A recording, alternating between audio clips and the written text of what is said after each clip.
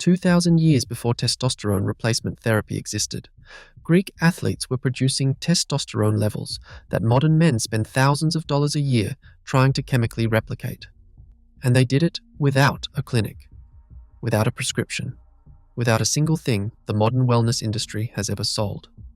Picture a Greek athlete standing in ancient Athens in 400 BC. His skin is darkened from months of open sun, body lean and functional, not from a program, but from the way he simply lives. No clinic, no prescription. If modern science could measure his testosterone levels, they would make the average doctor read the results a second time. Now picture the average man today. He's tired in a way that sleep stopped fixing months ago, struggling to build muscle despite training consistently, while his libido quietly disappears. His doctor has just reviewed his blood work and delivered the verdict. Your testosterone is clinically low. Here is a prescription. But here's what that doctor didn't tell him. Since 1987, testosterone levels in men have fallen roughly 1% every single year. Take a look at a 30-year-old today. He carries the hormonal profile of a 45-year-old from his father's generation. And you almost certainly have no idea it's happening, because the symptoms don't announce themselves. They just quietly take things from you. Energy, drive, strength, the sense that you're operating at full capacity. The Greeks never had this problem. And it wasn't due to luck.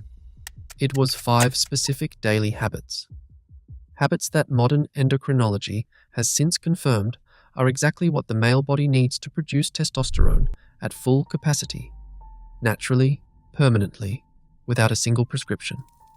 Every single one of those habits has been quietly removed from modern life. In this video, you'll uncover exactly what was lost and how to get it back. Subscribe and stay to the end, because by the 5th habit, you'll understand why everything else you've tried hasn't worked, and why it never will. The first habit sounds almost embarrassingly simple. Every morning in ancient Athens, male citizens walked to the gymnasium. When they arrived, they removed every item of clothing and trained outside under the open sky. Bare skin, full Mediterranean sunlight, every single day. The word gymnasium comes directly from the ancient Greek word gymnos, which means naked. To train in a gymnasium was, by definition, to train with unfiltered sun on exposed skin. Hippocrates formally prescribed direct sunlight to his patients as medical treatment. He called it heliotherapy. He was putting clinical language around something Greek men had already been doing by cultural necessity for generations. This was 2,400 years before modern medicine rediscovered what he was describing. For most of history, this looked like a primitive ritual. Then, researchers started measuring what daily sunlight exposure actually does inside the male body, and the numbers were hard to argue with. In 2010, a team studied 2,299 men and found that those with sufficient vitamin D had significantly higher testosterone than those who were deficient.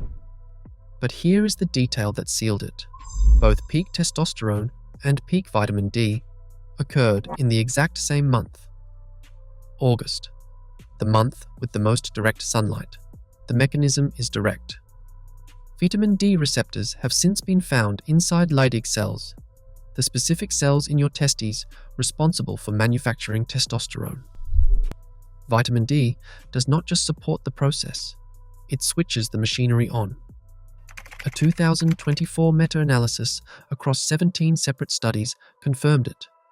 Vitamin D supplementation significantly increases total testosterone in men. Today, over 40% of Americans are vitamin D deficient. Most men work indoors, commute sealed in cars, and step outside for only minutes a day, fully covered. Their Leydig cells are waiting for a signal that modern life has decided to withhold indefinitely. So here is how to change that. 20 to 30 minutes of direct sunlight on as much bare skin as possible before noon every day. No supplement produces the same speed or depth of result. The Greeks did not supplement. They just went outside. But the second habit is one that modern men have almost entirely removed from their lives. It triggers a hormonal response that sunlight alone can never produce. One that fires only when you're facing another human being who is actively trying to beat you. In 648 BC, the ancient Olympics introduced an event with almost no rules. No gloves, no rounds, no time limit. Punches, kicks, chokes, joint locks, all was permitted. The match ended only when one man submitted, lost consciousness, or could no longer continue. The only banned moves were biting and eye gouging. They called it pancration, all power. But here is what most people never think to ask. Who was competing? Apparently, it was not just professional athletes. It was every male citizen. Training for pancration and wrestling in the Palestra, the gymnasium's wrestling ground, was a daily expectation of civic life in Athens and across much of Greece. These men were not competing for spectacle. They were competing because their culture required it every single day against a real opponent with a real outcome. And modern research has confirmed precisely what that daily environment was doing to them chemically. A review published in Hormones and Behavior found that athletic competition in men is typically associated with a significant increase in testosterone. And I don't mean just training, but actually competing. The act of facing another human being with a physical outcome at stake triggers a hormonal response that solitary exercise simply does not produce. Your nervous system reads genuine competition as a dominance signal and responds with the exact hormone that fuels it. Hippocrates prescribed regular competitive training as formal medical treatment for men. Galen, the most influential physician of the ancient world after Hippocrates, built clinical protocols around it specifically for male health. Most men today train alone, headphones in, no opponent, no stakes. The muscle might grow, but the hormonal signal that competition alone produces, according to the research, never fires. Not once. To change that, introduce competitive physical training at least once a week. Wrestling, martial arts, sparring, a team sport with genuine consequences. Your endocrine system responds to competition in a way it will never respond to a workout. The third habit, though, is the one that catches people off guard. Because it is not movement, it is not training. It is something every Greek ate every single day. And a controlled study showed it raised testosterone by 17% in just 3 weeks. And most men today are currently cooking with the thing that does the exact opposite. Every gymnasium in ancient Greece employed a man called the Elliptes. His entire job, his only job, was to apply cold-pressed olive oil to every athlete's body before training began. Not for aesthetics, not for tradition. The Greeks believed, from generations of direct observation, that olive oil made men physically stronger, more vital, more capable. After training, athletes scraped it off with a curved iron tool called a strigil, removing sweat and dirt with it. Then they applied more. For 2,500 years, historians filed this under cultural ritual. Then researchers started looking at what extra virgin olive oil actually does inside the male body, and the results were hard to dismiss. In a controlled study of healthy adult men, replacing daily dietary fats with extra virgin olive oil for just 3 weeks raised serum testosterone by 17.4%.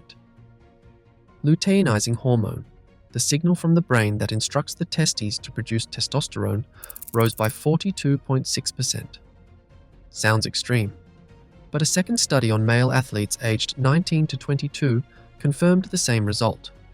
Those supplementing with extra virgin olive oil showed the highest testosterone and LH levels of any group tested, including controls. The mechanism is direct. Testosterone is manufactured inside Leydig cells from cholesterol, using 2 specific enzymes. Extra virgin olive oil increases the activity of both. It also increases the number of Leydig cells themselves.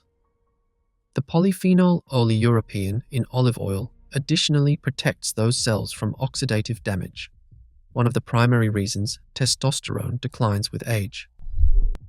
The Greeks had no word for Leydig cells. They just knew olive oil made men stronger. They were correct for reasons they could not yet name.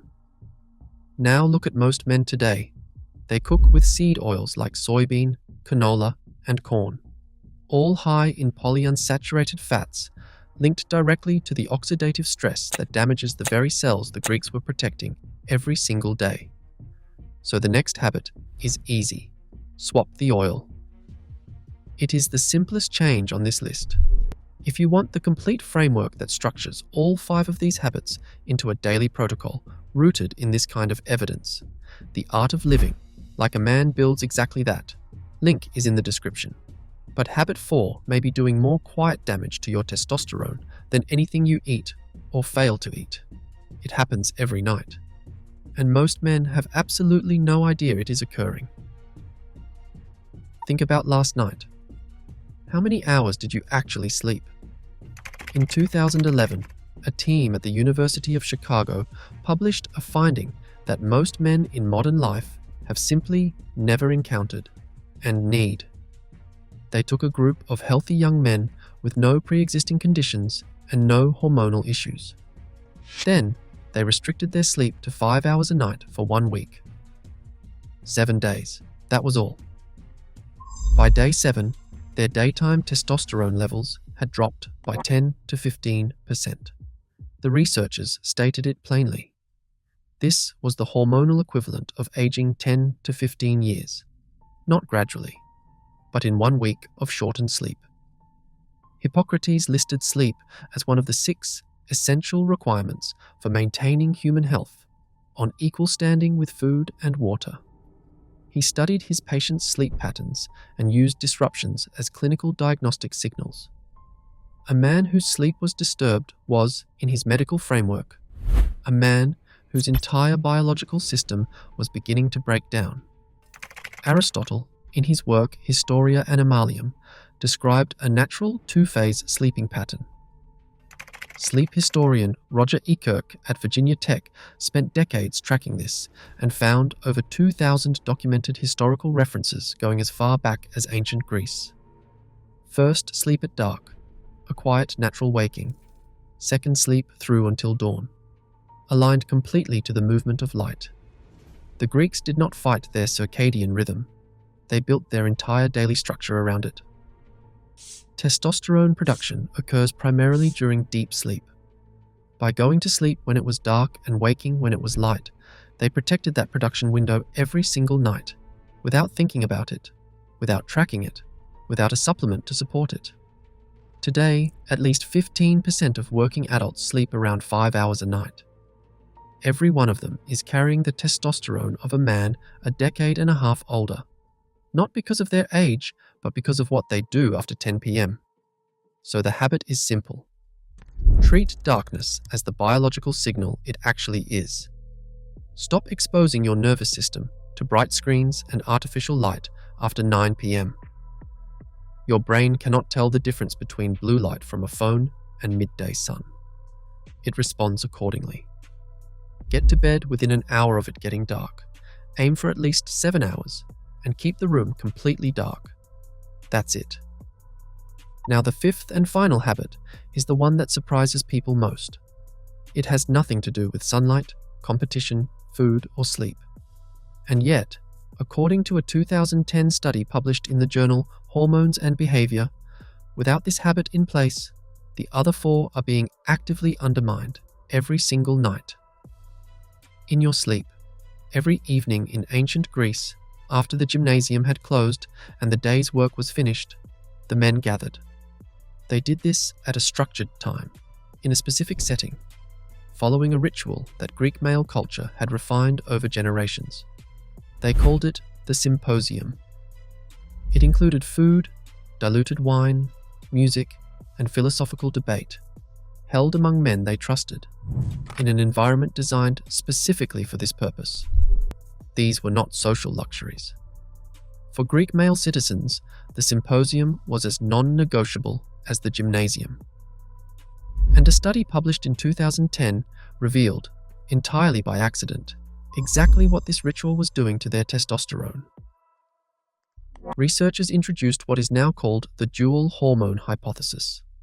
The finding was precise: testosterone does not function independently. Its effects on energy, drive, and physical output depend almost entirely on one other variable: cortisol. When cortisol is elevated, testosterone's function is blocked. In some tested conditions, it is reversed entirely.